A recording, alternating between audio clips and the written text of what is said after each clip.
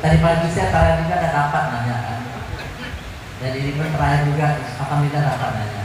Tapi pemirsa berbeda. Yang terjawab tadi yang sarjana yang tadi yang terjawab.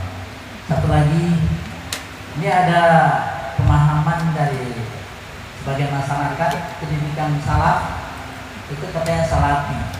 Apa perbedaan salaf dengan salafi? Ini orang mengatakan salaf itu salafi juga. Nah, kira-kira keterangan itu supaya masyarakat kita jelas paham artinya. Terima kasih.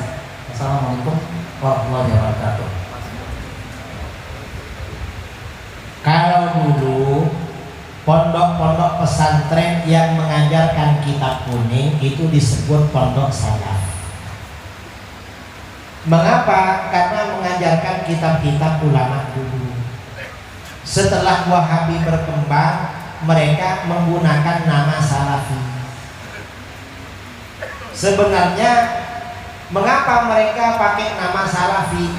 Wahabi ini merasa malu dengan nama Wahabi. Karena kalau disebut Wahabi, ketahuan kalau mereka ajaran baru. Namanya ajaran baru berarti kan ajaran sesat. Karena Wahabi ini kan berdiri baru 200 tahun, sedangkan Islam berdiri sudah 1440 lebih. 44 itu kalau Rasulullah hijrah ke Madinah, 13 tahun sebelumnya kan di Mekah. Berarti kan Islam ini usianya 1457. Hah? Sekarang ini 1444 tambah 13 57 kan. Jadi usia Islam ini 1447. Wahabi usianya 200 tahun loh. Berarti sesat ini. Karena baru, karena merasa malu, ketahuan kalau sesat, akhirnya pakai nama salaf. Apa salafi? Salafi ulama salaf, ikut ulama dulu. Gak betul, ini hanya nama. Yang salafi ya kita ini sebenarnya. Cuma kita gak pakai nama. Mengapa? Kita yang asli. Kalau yang asli gak perlu pakai nama. Makanya Wahabi disebut salafi. Salafinya berarti singkatan. Salafi artinya salah fikir. Jadi salah pikiran mereka. Mereka ajaran baru. Kalau kita ini ajaran lama, saudara. Karena kita dalam fikih ikut Imam Syafi'i. Beliau salaf. Akidahnya ikut Imam Asy'ari. Imam Asy'ari ikut salaf. Tasawufnya ikut Imam Junaid Al-Baghdadi. Salaf juga. Kita ini yang salaf sebenarnya. Wahabi itu barang baru. Karenanya mereka bilang tahlil sesat bid'ah. Loh, kok sesat? Itu Rasulullah yang mencontohkan. Berarti Wahabi salafi memang ajaran baru semua, saudara. Karena baru mereka kasih label salafi. Sama dengan orang jual madu. Madu itu kalau di luar ada tulisan madu asli, biasanya orang curiga, loh kok dikasih asli ini? Curiga orang. Tapi kalau nggak ada tulisan asli, misalnya madu Riau, wah ini asli. Karena agak nggak ada tulisan aslinya. Saya kira seperti itu ya.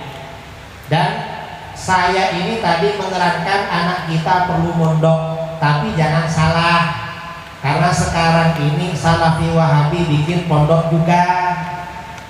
Kalau mondok harus masuk ke pondoknya Ahlus Sunnah wal Jamaah. Mengapa? Kalau anak saudara masuk ke pondoknya Wahabi, sebentar lagi anak saudara jadi anak durhaka pada orang tua.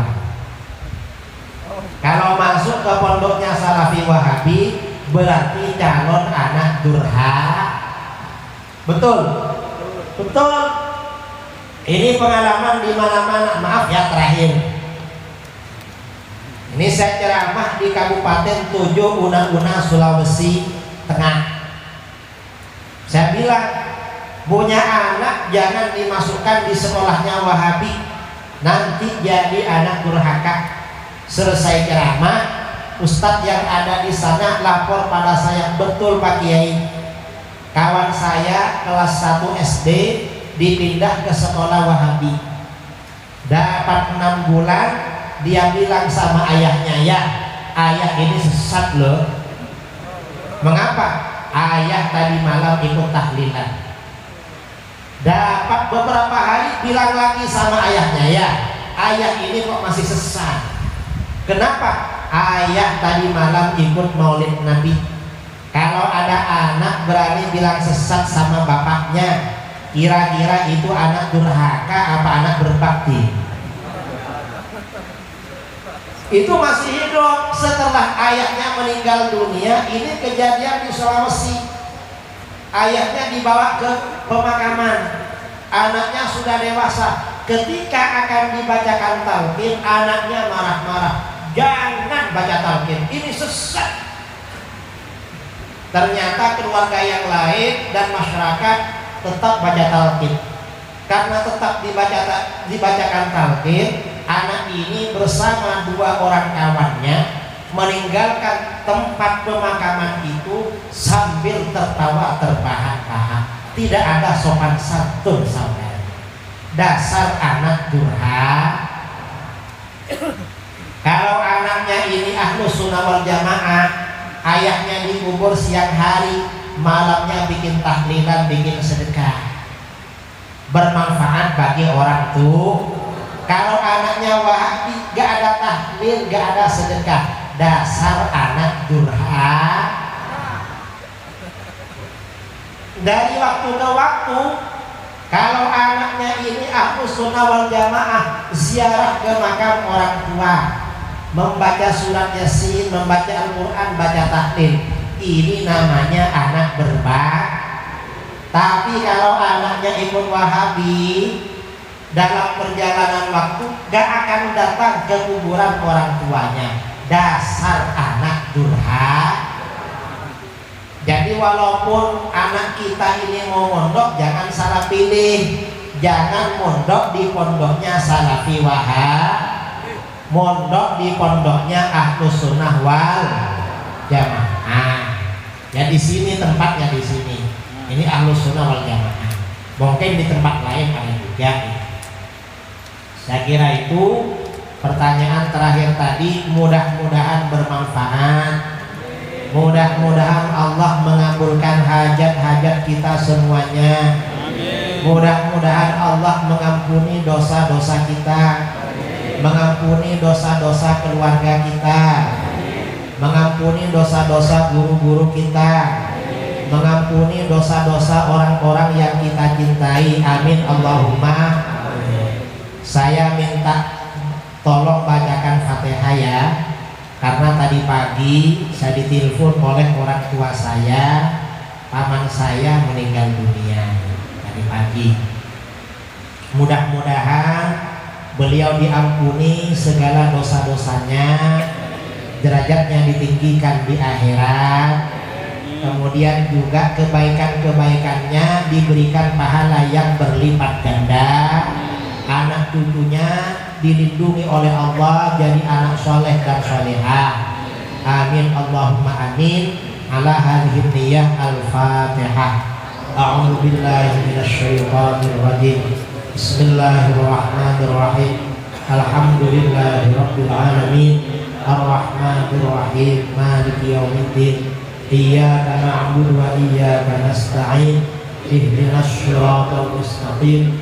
Shiratal ladzina an'amta 'alaihim ghairil maghdubi 'alaihim waladdallin. Amin. Sekian dari saya, kurang lebihnya mohon maaf yang sebesar-besarnya. Wal afwu minkum. Assalamualaikum warahmatullahi wabarakatuh.